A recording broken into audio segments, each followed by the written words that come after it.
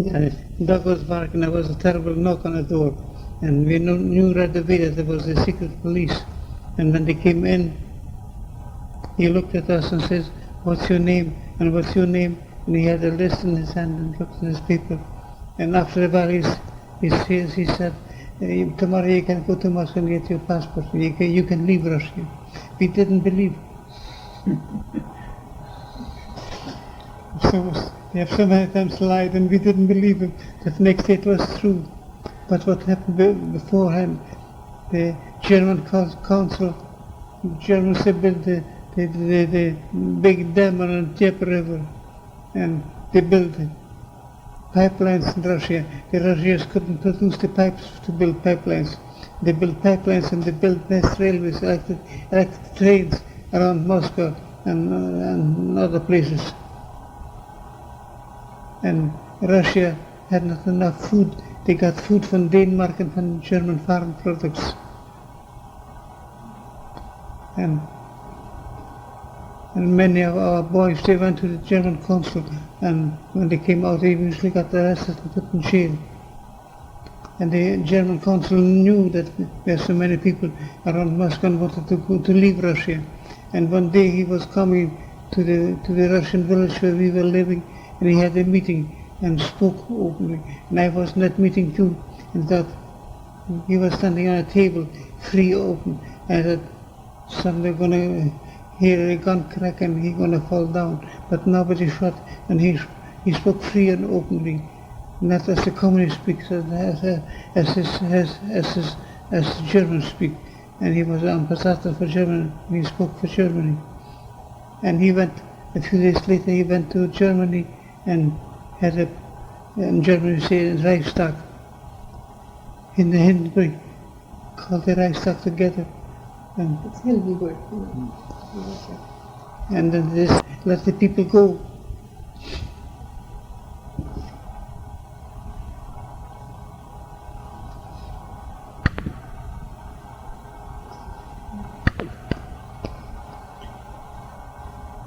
And the German ambassador had a petition.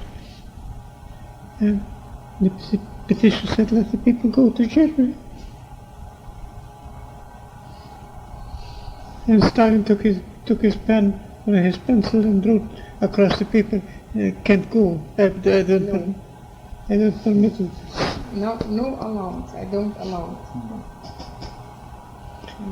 it. Then the consul walked to his hat rack and put his coat on and took his hat and said to Stalin, this cancels all contracts that we have. And then Stalin said, wait till you come back. With all those contracts with the pipeline and all that. That cancels everything, all our business. And then Stalin said, come back, wait a minute. And then they wrote on a paper, they may go, all may go. And that's the way they came out.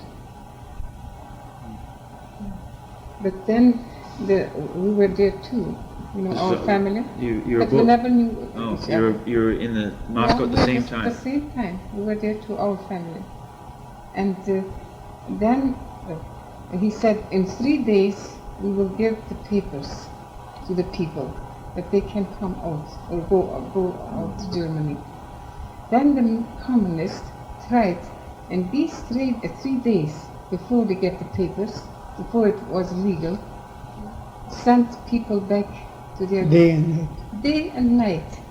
They would sick come, or not? They would sick. come with big trucks, closed-in trucks, vans or whatever they call them. Knock at the doors wherever they knew there were people. About 40 miles in a radius around Moscow were people. They say about maybe 30,000 people were from all over Russia came to Moscow.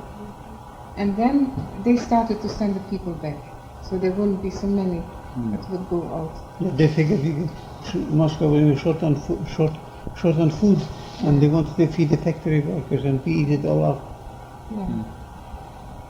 So maybe Grandpa should talk. So you were still with your brother Abram at this point? Yes, we lived in one house. Yes. Okay. So then, as soon as you heard that you could leave, did you go to Moscow right away? Yes. And did you stay in Moscow during those 3 days, or how did you get to the train? Well, we had a committee, and they went to Moscow and they had lists, and they got all the papers.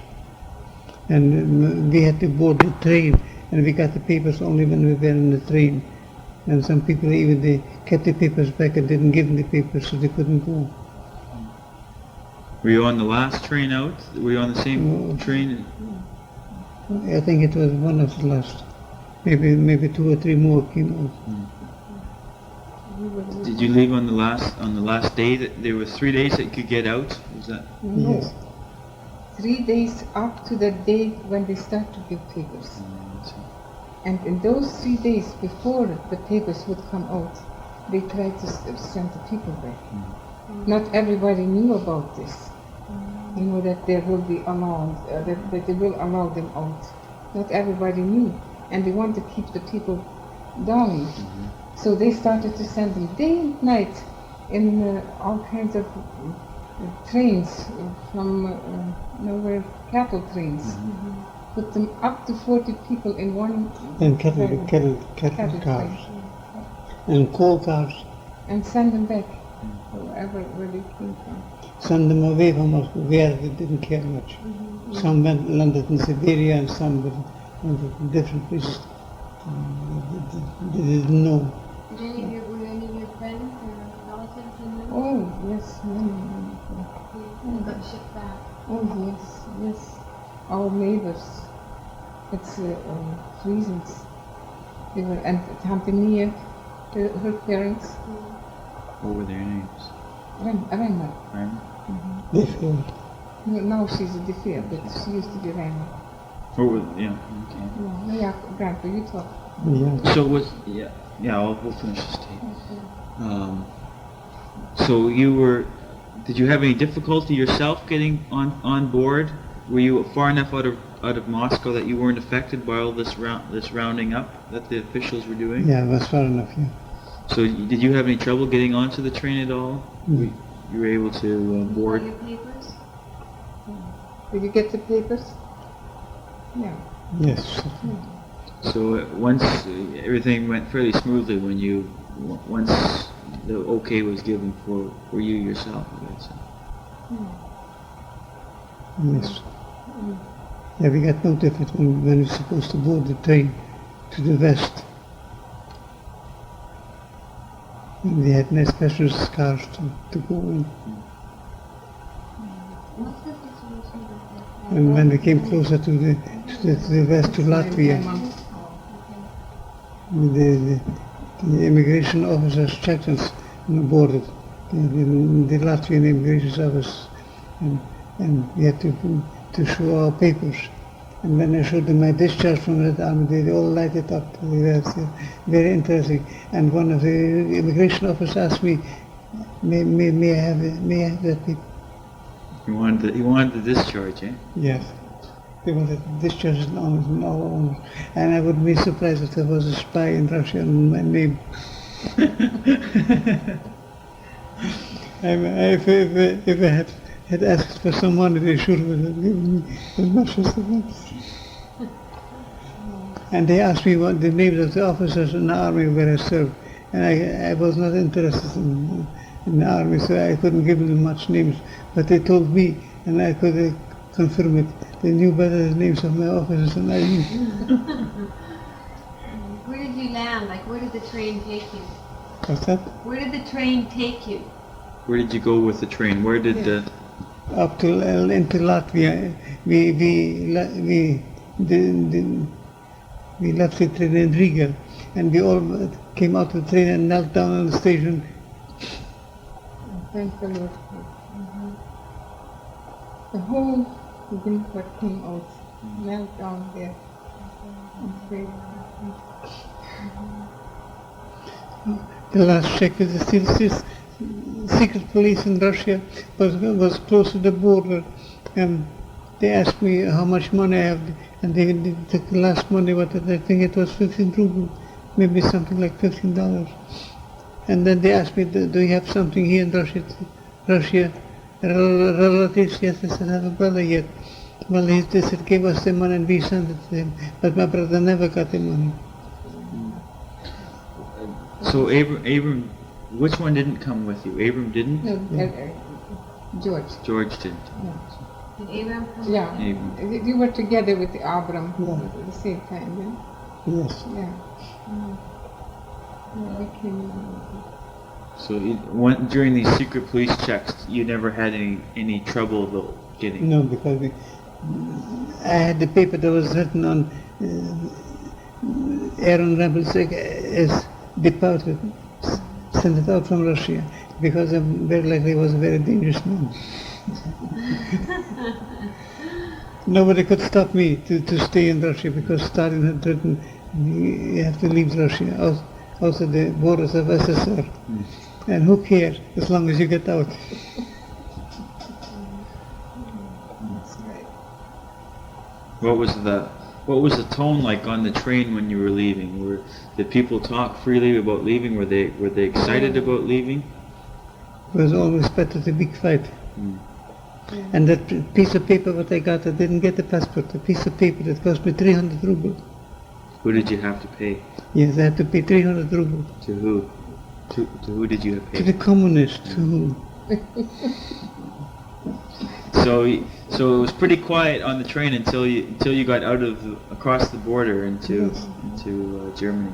yeah, I enjoyed the trip to the border, and still more further behind the border. Yes, and then when we were on this side of the border, then we prayed and sang, and then this from the Psalms, and then design with the träumen, then they will be like dreaming ones. Which psalm is it? Do you know? I think it's from 24. Yeah, from Zion, and Zion erlezen wird, and then design with the träumen, and it was something with, and then the nurses came in, when we crossed the border. The German nurses came in, Medical person. medical person, Red Cross, Oh, yeah. and they asked in German, alle wohl auf, guten Abend, and such a friendly way, and then they brought in a cocoa to drink, hot cocoa, and the cookies, and the children, they were all so happy, and it was altogether different. And it said, everybody okay? Yes. Praise the Lord. So, And then one of the German officers got said, so back. "Gott sei Dank." He said it. So it was altogether different atmosphere. Yeah, that was wonderful. Yeah. My name is Olga Rempel. I was born Hepting, and I was born in a little village named Abramsfeld. It is about 15 miles away from Millerova.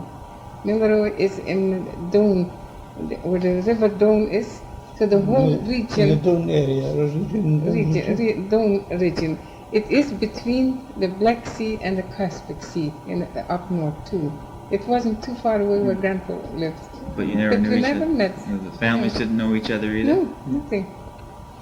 And so we had a teacher there, a little school, and when I was 7 years old, it was 1914, the war broke out, yeah. And so my father was mobilized right away. I can't talk. Drafted in the army. And I remember how I went along with him. Wherever he went, I had my doll in my arm and went after my daddy and cried. I didn't want to let him go. I was very close to daddy. And then he went away. And in our school, the teachers were all drafted too. So there was no school in our place. And then I was already 9 years, 2 years later, Grandpa came home, or my father came home to visit, and he was now stationed in Tiflis. That's quite a ways down south in Georgia. in Georgia. That's Southern Caucasus. Tiflis. Close How do you call it in English? There's it's far down. It's a different name now, but it's a big city. And he was stationed there as a secretary for a big general. And Grandpa, my father, because he had a good handwriting, and in those days they didn't have typewriters, so he did all the writing for the He Tsar. had to write all the reports to the Tsar. Yeah. And then in the fall of 1916, he came home and he said, "It's just too bad Olga's already 9 years old and she didn't have any school yet." And we didn't have any school yet. So he took me along to that big city that was about 2,000 miles away from home. And I went along with him, and then there was about 5-story big house where all these officers were stationed. There was a big kitchen where they cooked for everybody. It was a very nice place, close to a river, and I loved it. Every day I had to go with for 1 hour with the streetcar to school. I had to cross a bridge. Maybe I'm doing too much in detail. No, that's fine. One thing, maybe we should just backtrack a little bit and find out, like, the dates that you were born and the names of your brothers and sisters. Oh yes, that's right too. And I was the oldest in the family. My mother was married before, and she had 3 boys. And then her husband died, and my father was married before too. And his wife died when he was in the army. Before that, that was civil army. And then they both were widows. Do you remember the names of Yeah, your- Grandma was her name is Lechner, and my father is Hepting, of course, yeah. And my grandmother's name was Schmunk. It What's was her a first name? Yeah, Catherine, Grandma's first husband, yeah, and Mr. Boger. yeah, and Okay, let's get this straight then. Okay, we've got Grandpa Hepting. What was his first name? Henry. Henry. Andreas, they called him in those days. And And his first wife. Do you remember her name? No, I don't know. That would have been your real mother, or No.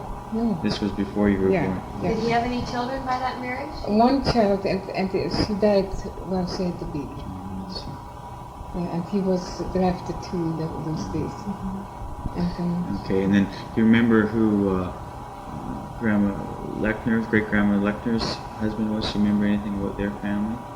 Like her former husband? it's a Boger. Or- Boger was his name, and she had 3 sons with him. And so those became your stepbrothers? Yeah, half brothers. really. Half-brothers, right. Yeah. And then my father, he was a widower. He came home and he married my mother. But my mother's oldest sister, Katerina, was married to his oldest brother, Martin. Oh. So they knew each other already. And my mother's family, her father and mother, they were quite rich. They used to have, but not in this place where they live now, they used to have before a big factory that makes syrup factory. And my father's family, like Heptings, his father died when he was 2 years old. And they were all boys except one girl, Clara. And he was the youngest. He was 2 years old, and he the was, oldest. who brought him up? Jonker. So, and the oldest brother was married already when he was born. How many were in that family? There were In- 7 boys There was and 1 girl. And but they were they kept together very well. Grandma Hepting, like my father's mother, she was quiet, and they always thought the Heptings, those boys, were quiet boys. And they And my kept father-in-law always had to pay his nephew 5 kopek to call him uncle. Because Yeah. the nephew was older than him. He had a niece who was older than he was. His oldest brother had already a child when he was born. And but my father was a very good student when he was young. And when he was about 14, he was the highest, he made the highest grades in school.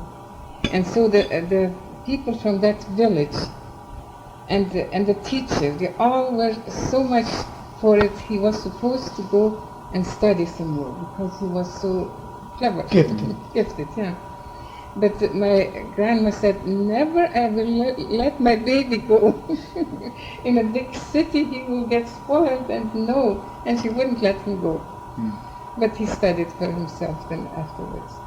But yeah, and so... And he was a teacher. Yeah, he was teaching in our school, but it was mostly In a grade school. self-taught. Do you remember the names of the Lechners, the people who owned the syrup factory, what their names would have been? Yeah, that's my grandfather. His name was Matthew Lechner, and my grandmother was Elizabeth Lechner, and born Schmunk. Yeah. Do you remember any history past that? Do you remember the people that would have been your great-grandmother and great-grandfather on either side? We have a list, but Auntie Annie, my sister in Kelowna, she has all the papers. Yeah. You know, when my father was dying, and I didn't think of that, and she asked him if she could have all that, and so he said yes. But she said she wants to make lots of it and translate it in English, because I don't have it. It's in German. What were your sisters and brothers' names in order as they My came out? sisters. If you're the oldest. Going Yeah. in your family. Then when my father and mother got married, they had a girl after 3 boys. My mother was so happy to have a girl. And my father, they lived in this big house. It was like an estate house too. This place, Abronsfeld, belonged to a Russian big man, I don't know. Landowner like. And my Was his name grandfather... Abramov? Abramov, yeah. And my grandfather bought the whole estate from him, and there were lots and lots of land. It was over 2,000 acres too. And so then he made a whole village, most of All it, the relatives. all the relatives, all his children, and like from grandma's side, their children. So the whole village, it was shaped like an L, belonged to this families.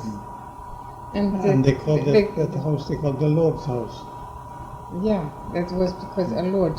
Because owned it. landlord Yeah. built it here. And the Lived here. first year when they were married, we lived with Grandpa and Grandma Lechner, and I was born in that big house.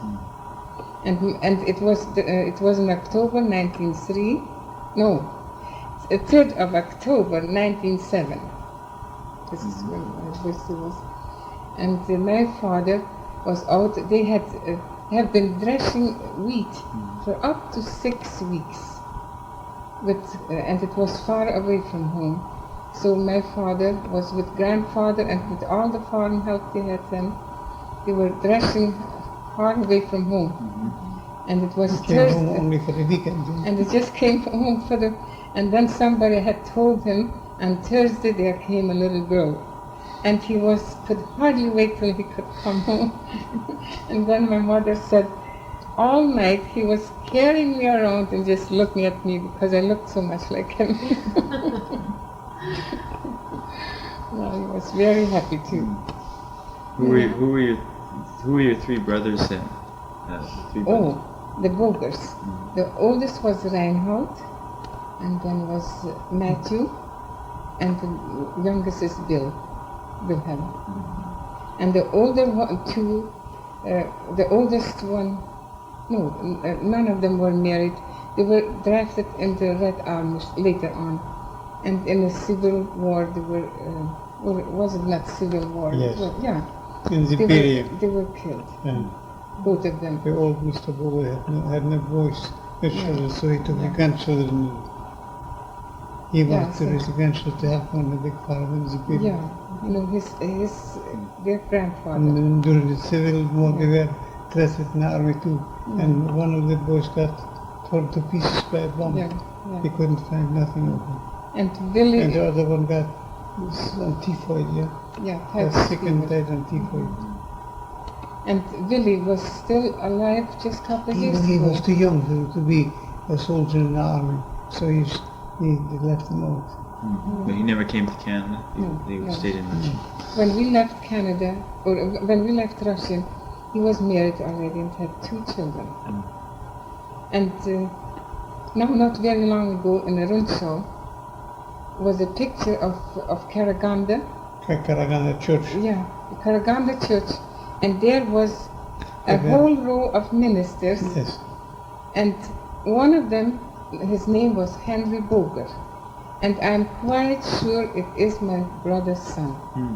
Oregon. So. Yeah. So I wrote down a letter. Yeah, the expected letter. Yeah, I wrote a letter to one of these ministers was here in Canada, and he was at our place for a lunch, a Mr. Penner.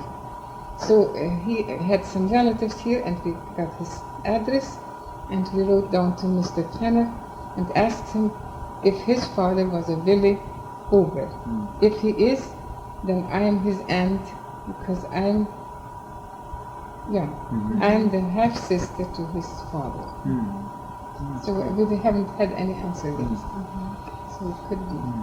Who were some of the brothers and sisters in your family after you? Yeah, after, then was my sister Elizabeth, and then came my brother Henry, Andreas, we called him after my father, and then was my sister Colleen, and then my brother Johnny, and my sister Annie. So there were 6 of us. And then there were 2 more girls. One died when she was a year and 8 months of measles, and the other one was born dead. She was almost. Okay. All right, we'll jump, like with Grandpa, we'll jump a few. Yeah, you have to go now. It's 8 o'clock. Okay. Skip a couple of years and find out when you first started hearing about the revolution and what effect it had on your family. When I was about 10 years old, I was in this big city going to school there, you know. And then when the end of school in May, or was it? Yes, it was May. My father wrote he will come and get me because he was transferred after Christmas. He was transferred closer to home, to a city on the banks of the Black Sea. And he lived there, and I was all left there by myself. But I stayed with the caretakers of the school, and I had a wonderful time. It was a German school, Lutheran, 8th grade school. And because I was older already, so I made it up to Christmas. I was in grade 1, after Christmas in grade 2, and then I took lessons in the summertime and went to grade 4 next year. But in between